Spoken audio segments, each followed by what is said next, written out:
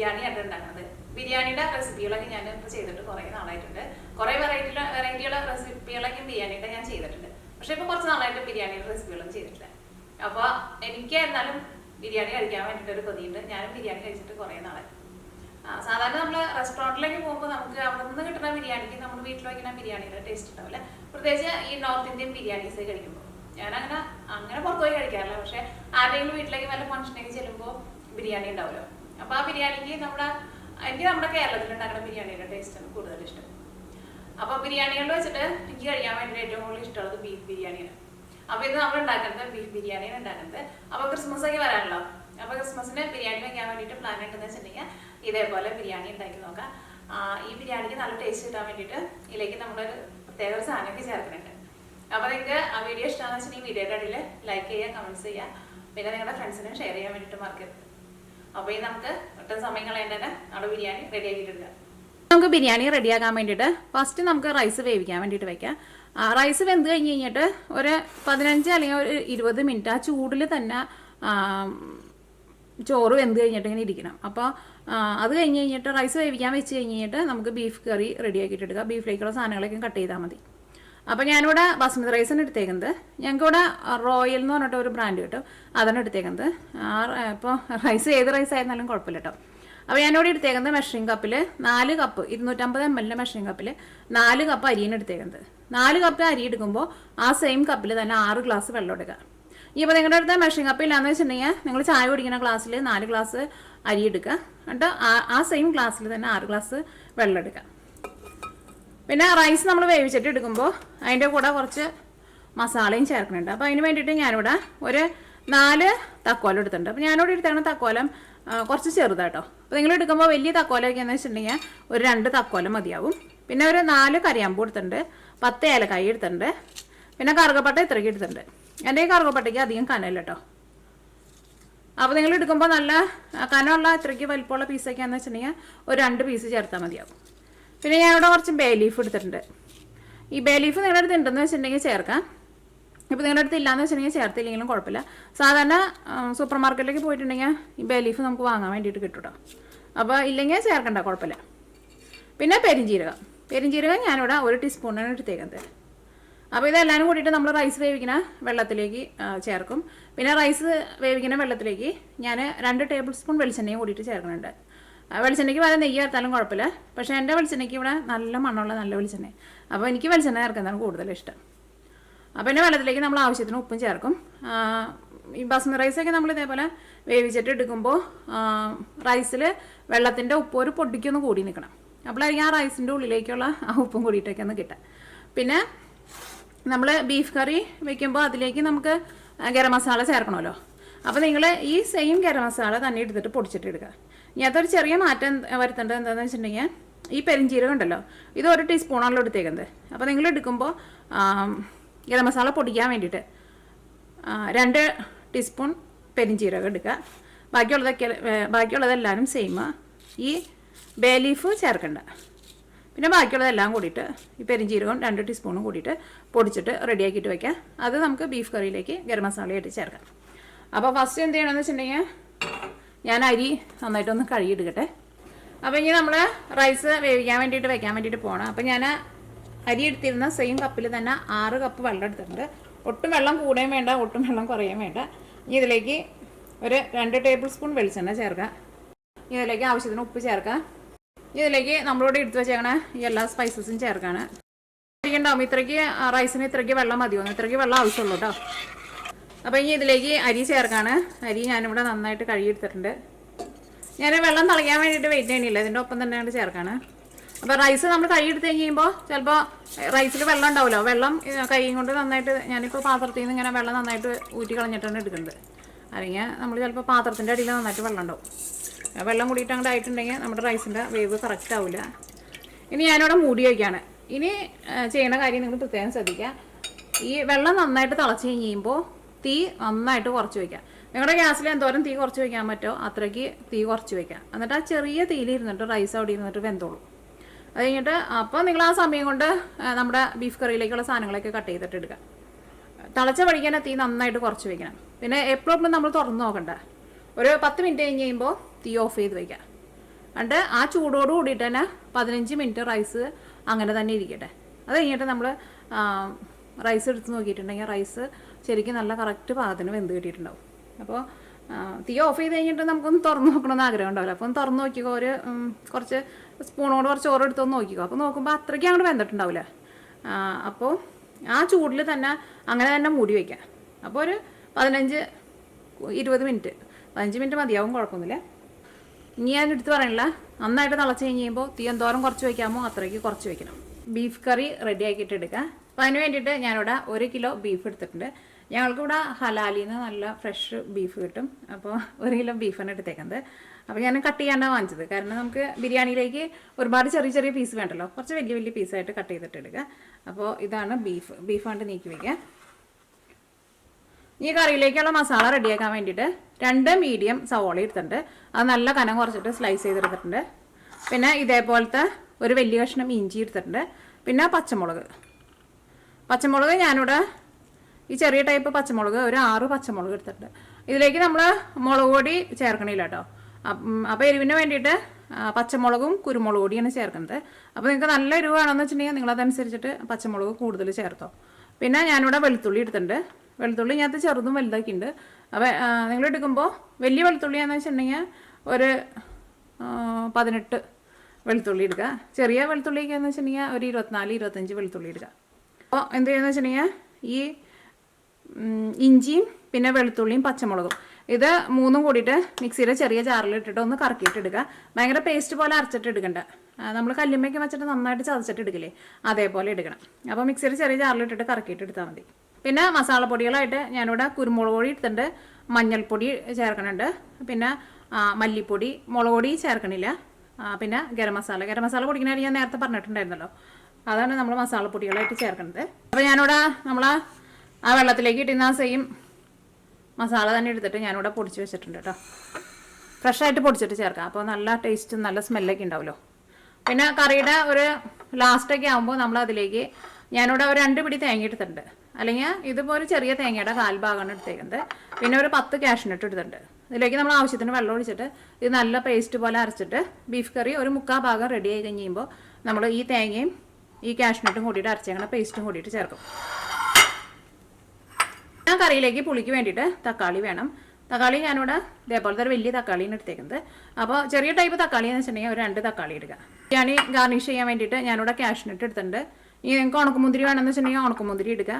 അപ്പോൾ ഞാനിവിടെ ഉണക്കമുന്തിരിക്ക് പകരം എൻ്റെ അടുത്തൂടെ ഈന്തപ്പഴം ഇരിക്കുന്നുണ്ട്. ഈന്തപ്പഴം നല്ല പൊടിയായിട്ട് കട്ട് ചെയ്തിട്ടാണ് ഞാൻ ചേർക്കുന്നത്. പിന്നെ നെയ്യും വേണം. പിന്നെ ബിരിയാണിയിലേക്ക് നമ്മൾ സവോളയും വറുത്ത് ചേർക്കില്ല. അതിനിപ്പോൾ കറക്റ്റ് ഒരു അളവൊന്നുമില്ല. നമുക്കിപ്പോൾ എന്തോരം ചിലർക്ക് നന്നായിട്ട് സവോള വറുത്തിടുന്നതായിരിക്കും ഇഷ്ടം. അപ്പോൾ അതനുസരിച്ചിട്ട് എന്തോരം വേണമെന്ന് വെച്ചിട്ടുണ്ടെങ്കിൽ അതനുസരിച്ചിട്ട് സവോള വറുത്ത് ചേർക്കാം. പിന്നെ നമ്മുടെ ബിരിയാണിയിൽ ചേർക്കണം മല്ലിയില എടുത്തിട്ടുണ്ട്, പുതിനയില എടുത്തിട്ടുണ്ട്. ഈ മല്ലിയിലയും പുതിനയിലയും നമ്മൾ ബീഫ് കറി ആക്കുമ്പോഴും ചെയ്യും. പിന്നെ നമ്മൾ ബിരിയാണി നമ്മൾ ലെയറായിട്ട് സെറ്റ് ചെയ്തിട്ട് ഒന്ന് ദം ചെയ്യണ പോലെ നമ്മൾ എടുക്കും. അത് വലിയ പാടമൊന്നുമില്ല കേട്ടോ. നമ്മൾ ദോശച്ചട്ടി ഉണ്ടല്ലോ, ദോശച്ചട്ടിയുടെ മുകളിൽ ഈ ബിരിയാണിയുടെ പാത്രം അതിൻ്റെ മുകളിൽ കയറ്റി വെച്ചിട്ട് ദം ചെയ്തിട്ട് എടുക്കുക. അപ്പോഴും നമ്മളതിലേക്ക് ഈ മല്ലിയിലയും പുതിനയിലയും ചേർക്കും. അപ്പോൾ ഇത്രയ്ക്ക് സാധനങ്ങൾ മാത്രമേ ആവശ്യമുള്ളൂ. അപ്പോൾ ബീഫ് ഞാനിവിടെ നന്നായിട്ട് കഴുകിയെടുത്തിട്ടുണ്ട്. ഞാൻ സാധാരണ ഇങ്ങനെ കട്ട് ചെയ്യാൻ പോണതിന് മുമ്പ് ബീഫ് നന്നായിട്ട് കഴുകും. അത് കഴിഞ്ഞിട്ട് പിന്നെ കട്ട് ചെയ്ത് കഴിഞ്ഞിട്ട് പിന്നെ ഞാൻ ബീഫ് കഴുകാറില്ല കേട്ടോ. എനിക്ക് ഞാൻ മീറ്റൊക്കെ ആയിരുന്നാലും ഫിഷൊക്കെ ആയിരുന്നാലും കുറേ നേരം ഇങ്ങനെ വെള്ളത്തിലിട്ടിട്ട് കഴുകിയെടുക്കുന്നത് ഇഷ്ടമല്ല. അപ്പോൾ അത് ആ മീറ്റിൻ്റെ ടേസ്റ്റൊക്കെ പോകും. ഇതിപ്പോൾ നല്ല ഫ്രഷായിട്ടാണ് മീറ്റ് ഇരിക്കുന്നത്. ചിലപ്പോൾ നമ്മൾ മീറ്റ് വാങ്ങുമ്പോൾ ചില സ്ഥലത്ത് നല്ല റെഡ് കളറിലിരിക്കും, ചില സ്ഥലത്ത് കളർ ഭയങ്കര ഫെയ്ഡായിട്ടിരിക്കും. അങ്ങനത്തെ ബീഫ് ഒട്ടും ടേസ്റ്റ് ഉണ്ടാവില്ല. നിങ്ങളുടെ അടുത്ത് വേറൊരു കാര്യം പറയാൻ വേണ്ടിയിട്ട് മറന്നുപോയി. ഞാനിവിടെ ബീഫ് ഇവിടെ ഞങ്ങൾക്ക് കിട്ടുന്ന ഈ ബീഫൊക്കെ ഇതിനധികം വേവൊന്നുമില്ല. പക്ഷെ നമ്മുടെ നാടൻ ബീഫൊക്കെ ആണെന്ന് വെച്ചിട്ടുണ്ടെങ്കിൽ പെട്ടെന്ന് അങ്ങോട്ട് വെന്ത് കിട്ടില്ലല്ലോ. അപ്പോൾ ഈ ബീഫ് ഞാൻ എന്താ ചെയ്യാമെന്ന് വെച്ചിട്ടുണ്ടെങ്കിൽ മസാലയിലേക്ക് നേരിട്ടാണ് ഇടാൻ വേണ്ടിയിട്ട് പോകുന്നത്. അപ്പോൾ നമ്മുടെ നാടൻ ബീഫൊക്കെ ആണെന്ന് വെച്ചിട്ടുണ്ടെങ്കിൽ നിങ്ങൾക്കിപ്പോൾ സമയമില്ലാന്ന് വെച്ചിട്ടുണ്ടെങ്കിൽ കുക്കറിലിട്ടിട്ട് ഒരു വിസിലടിച്ചിട്ട് പിന്നെ നമ്മൾ ഉണ്ടാക്കുന്ന മസാലയിലേക്ക് ചേർത്താലും മതി. പക്ഷേ അങ്ങനെ വിസിലടിക്കാണ്ട് മസാലയിലിട്ടിട്ട് വേവിച്ചിട്ട് എടുക്കുന്നതായിരിക്കും കേട്ടോ കൂടുതൽ ടേസ്റ്റ് ഉണ്ടാവുക. അപ്പോൾ ബീഫ് കുക്കറിലിട്ടിട്ട് വേവിക്കണമെന്ന് വെച്ചിട്ടുണ്ടെങ്കിൽ കുറച്ച് പച്ചമുളകും പിന്നെ നമ്മൾ ആ ചതച്ചിടുന്ന ഇഞ്ചി ഉണ്ടല്ലോ, ആ ഇഞ്ചിയിൽ നിന്ന് കുറച്ച് ഇഞ്ചിയും കൂടിയും ചേർക്കാം. എന്നിട്ട് കുക്കറിലിട്ടിട്ട് ഒറ്റ വിസിൽ മതിയാവും. അപ്പോൾ ഇനി നമ്മുടെ ബീഫ് കറി റെഡിയാക്കാൻ വേണ്ടിയിട്ട് പോവാണ്. അപ്പോൾ അതിന് വേണ്ടിയിട്ട് ഞാനിവിടെ ഒരു പാൻ വെച്ചിട്ട് ചൂടാക്കിയിട്ടുണ്ട്. ഇതിലേക്ക് ആവശ്യത്തിന് വെളിച്ചെണ്ണ ചേർക്കാം. അപ്പോൾ നമ്മുടെ വെളിച്ചെണ്ണ നന്നായിട്ട് ചൂടായിട്ടുണ്ട്. ഇനി ഇതിലേക്ക് സവോള ചേർക്കാം. പിന്നെ ഞാനിവിടെ ഇഞ്ചിയും വെളുത്തുള്ളിയും പിന്നെ പച്ചമുളകും മിക്സിയിലിട്ടിട്ട് ഒന്ന് കറക്കി എടുത്തിട്ടുണ്ട്. അത് കൂടിയിട്ട് ചേർക്കാം. അപ്പോൾ സവോളയ്ക്കും വഴന്ന് നല്ല സോഫ്റ്റ് ആയിട്ട് വന്നിട്ടുണ്ട്. ആ ഇഞ്ചിയുടെയും വെളുത്തുള്ളിയുടെ ആ പച്ച ടേസ്റ്റും പോയിട്ടുണ്ട്. ഇനി ഇതിലേക്ക് മസാലപ്പൊടികൾ ചേർക്കാം. ഫസ്റ്റ് നമുക്ക് ഇതിലേക്ക് മഞ്ഞൾപ്പൊടി ചേർക്കാം. മഞ്ഞൾപ്പൊടി ഞാനിതിലേക്ക് 3/4 ടേബിൾ സ്പൂണാണ് ചേർക്കുന്നത്. അപ്പോൾ നമ്മുടെ മഞ്ഞൾപ്പൊടി അത് കിടന്നിട്ട് നന്നായിട്ട് മുരിഞ്ഞിട്ടുണ്ട്. ആ മഞ്ഞൾ മുരിഞ്ഞതിൻ്റെ നല്ലൊരു സ്മെല്ലൊക്കെ വരുന്നുണ്ട്. ഇനി ഇതിലേക്ക് നമുക്ക് മല്ലിപ്പൊടി ചേർക്കാം. മല്ലിപ്പൊടി ആയിരുന്നാലും ഞാനിതിലേക്ക് ഒരുപാട് ചേർക്കണില്ല കേട്ടോ. ബിരിയാണിയിലേക്ക് ഒരുപാട് മസാലപ്പൊടികൾ അങ്ങനെ ചേർക്കുമ്പോൾ അത്രയ്ക്ക് ടേസ്റ്റ് ഉണ്ടാവില്ല. അപ്പോൾ മല്ലിപ്പൊടിയാണ് ചേർക്കുന്നത്. മല്ലിപ്പൊടി ഞാനിതിലേക്ക് 1.5 ടേബിൾ സ്പൂണാണ് ചേർത്തേക്കുന്നത്. അപ്പോൾ മല്ലിപ്പൊടിയും ഞാൻ ചേർത്തിട്ട് നന്നായിട്ട് മുരിഞ്ഞിട്ടുണ്ട്. ഇനി ഇതിലേക്ക് നമ്മളൊരു തക്കാളി വലുതെടുത്ത് വെച്ചിട്ടുണ്ടായിരുന്നില്ലേ, ആ വലിയ തക്കാളി ഇതിലേക്ക് ചേർക്കാം. അത് നിങ്ങൾക്ക് ഇതിലേക്ക് ആവശ്യത്തിന് ഉപ്പ് ചേർക്കാം. മുളക് പൊടി ചേർക്കാം. അത് ഞാൻ ഇതിലേക്ക് ഒരു 1.25 ടേബിൾ സ്പൂൺ ചേർക്കുന്നുണ്ട്. കാരണം ഇതിലേക്ക് നമ്മൾ മുളക് പൊടിയൊന്നും ചേർക്കണില്ലല്ലോ. ഈ തീ നന്നായിട്ട് കുറച്ചിട്ട് മൂടി വയ്ക്കുക. തക്കാളി വെന്ത് നല്ല സോഫ്റ്റ് ആയിട്ട് വരട്ടെ. ഈ ഒരുപാട് കൂട്ടി വയ്ക്കരുത്, അടിയിൽ പിടിക്കും. അപ്പം മൂടി വയ്ക്കുക. അപ്പോൾ റൈസ് ഞാനിവിടെ വേവിക്കാൻ വേണ്ടിയിട്ട് വെച്ചിട്ട് ഒരു 15 മിനിറ്റ് ആയിട്ടുണ്ടായിരുന്നു. റൈസ് നന്നായിട്ട് തിളച്ച് കഴിഞ്ഞപ്പോൾ ഞാനിവിടെ തീ നന്നായിട്ട് ലോ ഫ്ലെയിമിൽ ഇട്ടിട്ടാണ് വെച്ചേക്കുന്നത്. ഇനി ഞാനൊന്ന് തുറന്ന് നോക്കണേട്ടോ. ഇതിൻ്റെ ഉള്ളിലേക്ക് നന്നായിട്ട് ഇങ്ങനെ ആവി വന്നിട്ടുണ്ട്. ഇപ്പോൾ നമ്മൾ ഇതിനകത്ത് റൈസ് എടുത്ത് നോക്കിയിട്ടുണ്ടെങ്കിൽ അത്യാവശ്യം നന്നായിട്ട് വെന്തിട്ടുണ്ടാവും. ഇനി ഒരു ചെറിയൊരു വേവും കൂടി ബാക്കിയുണ്ടാവും. ഞാനിവിടെ തീ ഓഫ് ചെയ്യാണ്. ഇനി ഈ ചൂടിൽ തന്നെ ഇങ്ങനെ തന്നെ മൂടി വെച്ചേക്കാം. നമ്മുടെ ബീഫ് കറി റെഡി ആയിട്ട് വരുമ്പോഴേക്കും നമ്മുടെ ചോറ് ഇവിടെ ഇരുന്നിട്ട് ഈ ആവിയിൽ ഇരുന്നിട്ട് ഒന്നുകൂടി വെന്ത് വരും. അപ്പോൾ നല്ല കറക്റ്റ് പാകത്തിന് വെന്ത് കിട്ടും.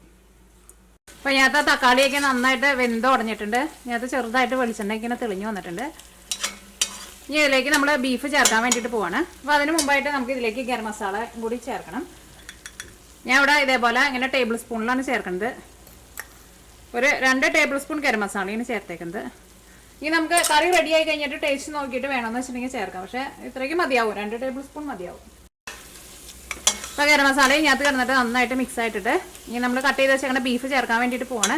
അപ്പോൾ നാടൻ ബീഫൊക്കെയാണ് നിങ്ങൾക്ക് ടൈമില്ലാന്ന് വെച്ചിട്ടുണ്ടെങ്കിൽ നിങ്ങൾ കുക്കറിലിട്ടിട്ട് ഒരു വിസിൽ അടിച്ചിട്ട് ഇതിലേക്ക് ചേർത്താൽ മതി. അപ്പോൾ ഞാനിവിടെ നേരിട്ടാണ് ഇതിലേക്ക് ചേർക്കാൻ വേണ്ടിയിട്ട് പോകുന്നത്.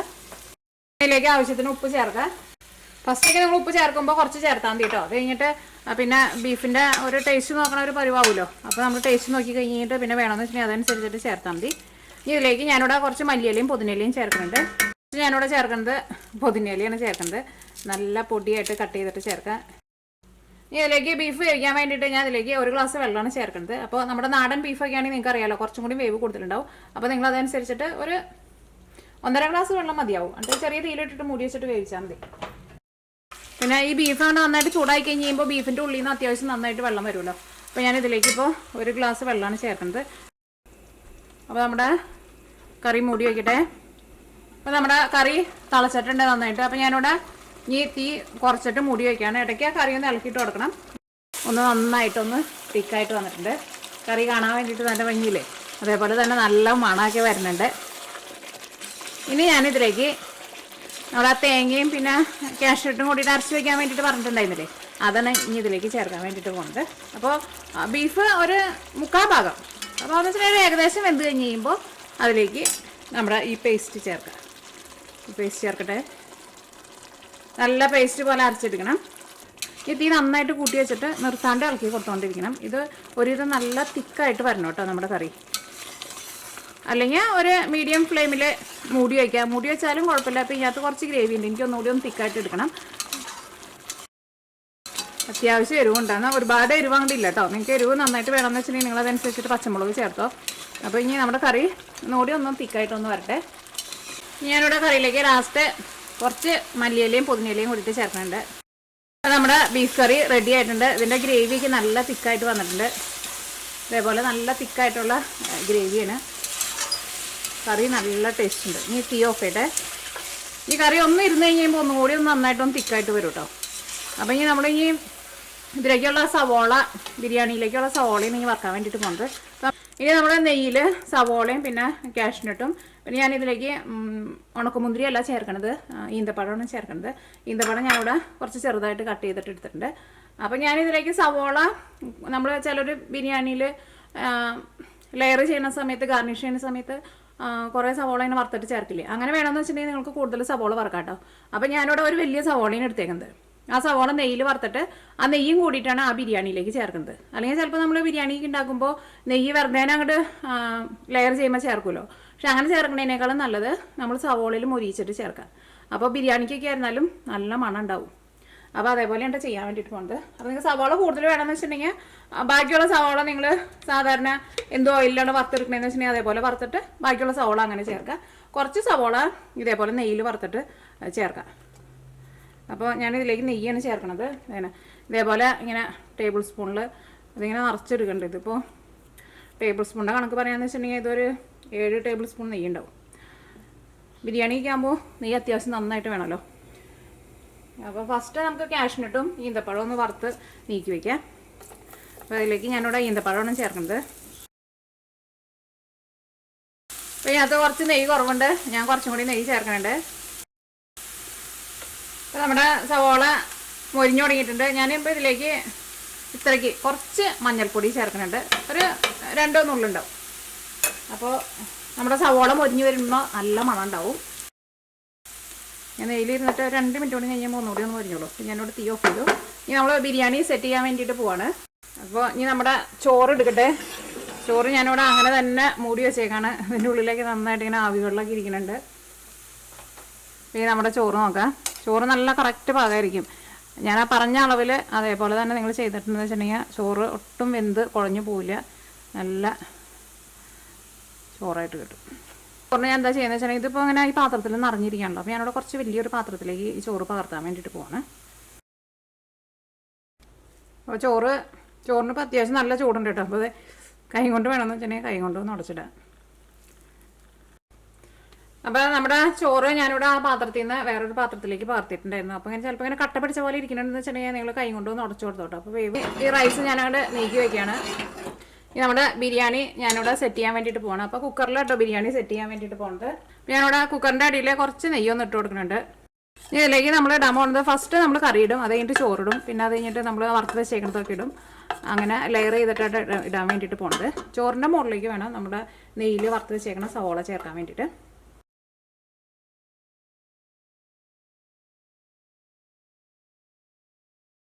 ഇപ്പോൾ നമ്മുടെ നെയ്യ് തീർന്നു. അപ്പോൾ ഞാനിവിടെ സെപ്പറേറ്റ് കുറച്ച് നെയ്യും കൂടിയിട്ട് ഇതിൻ്റെ മുകളിൽ ഇട്ട് കൊടുക്കുന്നുണ്ട്. ഈ കുക്കർ ഞാൻ അടയ്ക്കാൻ വേണ്ടിയിട്ട് പോവാണ്. ഇതിൻ്റെ ഉള്ളിൽ വിസിൽ ഞാൻ ഇടുന്നില്ല കേട്ടോ. ഈ ബിരിയാണി ദം ചെയ്യാൻ വേണ്ടിയിട്ട് പോകേണ്ടതെന്ന് വെച്ചിട്ടുണ്ടെങ്കിൽ എൻ്റെ അടുത്ത് ദോശക്കല്ലുണ്ട്. ദോശക്കല്ലിൻ്റെ മുകളിലാണ് ഞാൻ ഈ നമ്മുടെ കുക്കർ വയ്ക്കാൻ വേണ്ടിയിട്ട് പോകുന്നത്. അപ്പോൾ നിങ്ങളുടെ അടുത്ത് ദോശക്കല്ലില്ലാന്ന് വെച്ചിട്ടുണ്ടെങ്കിൽ നല്ല കട്ടിയുള്ള ഏതെങ്കിലും ഒരു പാൻ വെച്ചിട്ട് ഡയറക്റ്റ് ഫ്ലെയിമിൻ്റെ മുകളിലേക്ക് കുക്കർ വെക്കേണ്ട ഏതെങ്കിലും ഒരു പാത്രം വെച്ചിട്ട് അതിൻ്റെ മുകളിലേക്ക് വെച്ചാൽ മതി. എന്നിട്ട് ചെറിയ തീയിൽ വയ്ക്കണം. തീ അങ്ങനെ കൂട്ടി വെച്ചിട്ടുണ്ടെങ്കിൽ ഉറപ്പായിട്ടും അടിയിൽ പിടിക്കും. എന്നിട്ട് ഒരു ചെറിയ തീയിലിരുന്നിട്ട് ഒരു 40 മിനിറ്റ് അങ്ങനെ ചെറിയ തീയിലിരിക്കുക. അപ്പോൾ അതിൻ്റെ ഉള്ളിലേക്ക് നന്നായിട്ട് ആവി വന്നിട്ട് ബിരിയാണി നല്ല ദമ്മായിട്ട് വരും. തിരക്ക് പിടിച്ചിട്ട് തീ അങ്ങനെ കൂട്ടി വെച്ചിട്ടുണ്ടെങ്കിൽ ഉറപ്പായിട്ടും അടിയിൽ പിടിക്കും കേട്ടോ. പിന്നെ ഡയറക്റ്റ് ഫ്ലെയിമിലേക്ക് വെക്കുകയും ചെയ്യരുത്. അത് നന്നായിട്ടൊന്ന് ചൂടാവട്ടെ. നന്നായിട്ട് ചൂടായി കഴിയുമ്പോൾ പിന്നെ തീ നന്നായിട്ട് കുറച്ചിട്ട് നമ്മുടെ കുക്കർ അതിൻ്റെ മുകളിൽ കയറ്റി വയ്ക്കുക. തീ കൂട്ടി വയ്ക്കേണ്ട. ഒരു 45 മിനിറ്റ് അല്ലെങ്കിൽ ചിലപ്പോൾ 1 മണിക്കൂറിൻ്റെയൊക്കെ അടുത്തെടുക്കും. അപ്പോൾ നമ്മുടെ ബിരിയാണി ദമ്മായിട്ടുണ്ട്. അപ്പോൾ ഞാനിവിടെ 1 മണിക്കൂർ ലോ ഫ്ലെയിമിൽ വെച്ചിട്ടുണ്ടായിരുന്നു. ഇപ്പോൾ നമ്മുടെ കുക്കറൊക്കെ നന്നായിട്ട് ചൂടായിട്ടാണ് ഇരിക്കുന്നത്. കുക്കറിൻ്റെ ഉള്ളിൽ നിന്ന് നന്നായിട്ട് ആവി വരുന്നുണ്ട്. ഒരു 6-7 പേർക്ക് കഴിക്കാനുള്ള ബിരിയാണി ഉണ്ടാവും അത്. അപ്പോൾ നമ്മുടെ കുക്കറിൻ്റെ അടിഭാഗമാണെങ്കിലും ഒട്ടും അടിയിൽ പിടിച്ചിട്ടില്ല കേട്ടോ.